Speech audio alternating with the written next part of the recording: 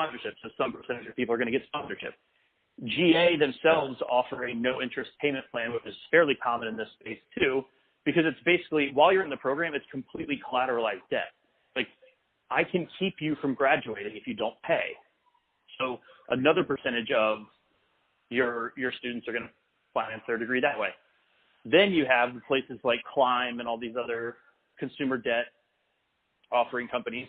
But again, like, just on their website, they have, 4 options that they list. So you're going to lose a percentage there.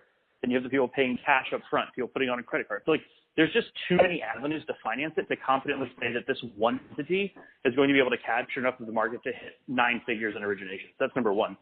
But number two, as this space becomes more and more democratized, like, in the same way that people are arguing, I have a certificate from X and it's just as good as an undergraduate degree. Well, why is your $10,000 certificate better than my $3,000 certificate that I did online if we both have the same? So you see what I'm saying? Like, it's becoming harder and harder to make the case for the actual in-classroom certificate program to be, to prove its value. And that's just on the coding side. So another big space that Trilogy, my former employer, works in, but that a lot of, offers a lot of these certificates is data analytics. Well, most of the people who go to the data analytics program, or a higher percentage than go to a coding program, already work in that field. So they're going to be disproportionately sponsored or disproportionately going to be able to pay for it themselves, if either in installments or upfront. So if I'm not going to use real numbers, but let's just, for the sake of illustration, let's say the median income of a coding boot camp student is $45,000 a year before they start the program. The median income, sorry. In reality, I'm sorry, I know you mentioned not using numbers per scale, but just to get a decent understanding, I'm guessing that number should be at closer to 80, 90, right? If you're No. No, people who are just going into, the program, in a full-time or part-time coding boot camp scenario, it's a safe assumption that 7 to 8 out of 10 of these people are doing this program to improve their employment situation. That could mean job satisfaction, that could mean income, that could mean upward mobility, it could mean any number of things.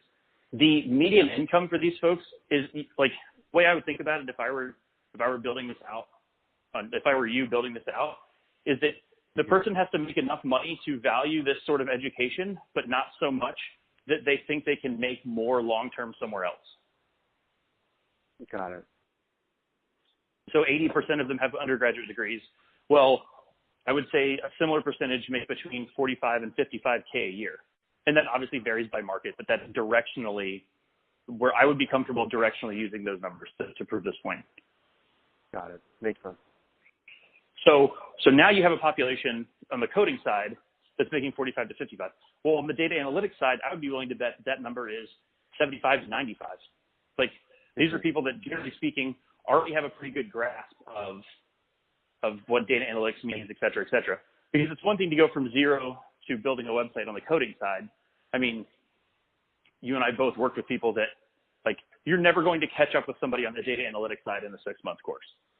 There's just too much that goes into it. So you have people who are improving their situation currently. So if you were to look at a data analytics program at, let's say, Columbia, I'd be willing to bet that the average income there is in the low 6 figures, because you have people that already work in the space that are trying to get a piece of paper to say, look how good I am, to either hit the job market, get a promotion, maybe apply to business school.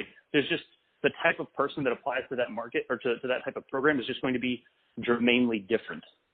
So I said all that to say this: even if you were able to get reliable student count or head count numbers for an entire provider, let's say General Assembly said, hey, how many people we have coming in, you can't really say that that's a useful proxy to figure out how many people are going to need financing, because the income numbers are going to be all over the place.